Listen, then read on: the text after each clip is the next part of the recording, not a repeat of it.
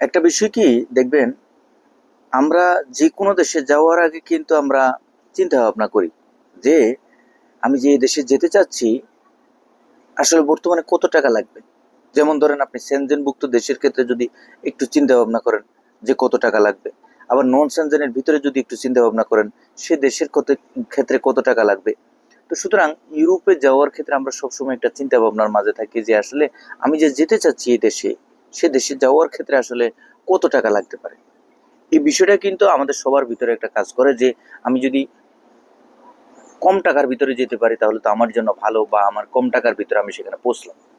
আবার অনেকেই চিন্তা করেন যে অমুকে গেছে বা আমার পরিচিত ওই ধরনের লোকজন গেছে, তারা কিন্তু কম টাকার ভিতরে গেছে, কিন্তু এখন আমার ক্ষেত্রে এত বেশি টাকা কেন এবার লাগবে। দেখেন, যত দিন যাচ্ছে, যত সময় যাচ্ছে, যত কাল যাচ্ছে, প্রত্যেকটা জিনিসের কিন্তু পরিবর্তন হচ্ছে। তারই ধারাবাহিকতায় এই যে ভিসার ক্ষেত্রেও কিন্তু পরিবর্তন হচ্ছে। এবং যখনই আপনার ভিসাটা হবে, যে এজেন্সির মাধ্যমে, যে প্রতিষ্ঠানের মাধ্যমে আপনার ভিসাটা করানো হবে, তাদের কাছ থেকে কিন্তু আপনার যে টাকার যে পরিমাণটা সেটা কিন্তু বেড়ে যাবে।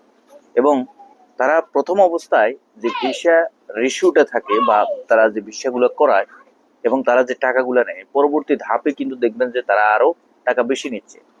তো এই ক্ষেত্রে খরচের পরিমাণ তাদের ক্ষেত্রেও কিন্তু বিভিন্ন ধরনের কার্যকলাপগুলো থাকে, খরচের পরিমাণটা বেড়ে যায়।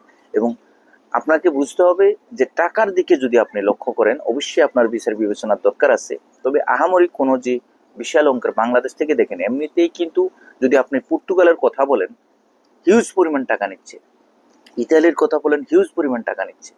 তো এটা এজেন্সিরা কিন্তু বিভিন্নভাবে দর হাঁকিয়ে থাকে মানুষের কাছ থেকে। এই বিষয়গুলো অবশ্যই আমাদেরকে বুঝতে হবে যদি আমি যেতে চাই। এ ধরনের একটি কার্যকলাপ বা এই ধরনের একটি অর্থ প্রদান করে, মোটা অঙ্কের একটি অর্থ প্রদান করে আমাকে যেতে হবে। এটা স্বাভাবিক বিষয়। সুতরাং আপনি যার মাধ্যমে দিবেন, যার কাছে দিবেন, আপনার কাজটা যেন হয়। টাকা তো আপনার যাচ্ছে, কিন্তু কাজটা যেন সঠিকভাবে হয় সে বিষয়ে আপনি খেয়াল রাখবেন।